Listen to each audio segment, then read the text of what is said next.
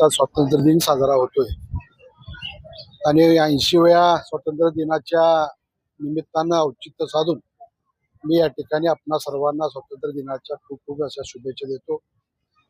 आज हर घर तिरंगा आणि देशाचे प्रधानमंत्री नरेंद्रजी मोदी साहेब यांच्या संकल्पनेतून तिरंगा रॅलीचं आयोजन या ठिकाणी झालं। खरं तर या देशाच्या स्वातंत्र्याच्या प्रती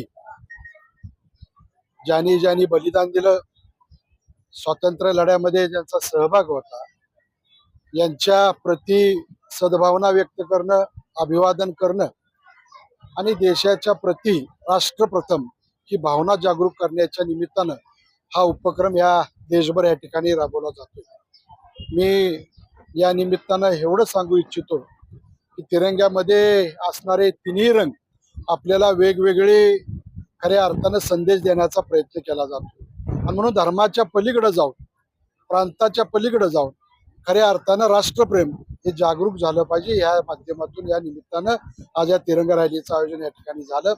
मी पुन्हा एकदा या रॅलीमध्ये आपण सर्वांनी मोठ्या प्रमाणावरती सहभाग घेतला। हा आपल्या घरावरती तिरंगा फडकवणं हा एकमेव उद्देश नसून राष्ट्रप्रेम जागरूक झालं पाहिजे, त्याच्या प्रती आपली सद्भावना असली पाहिजे।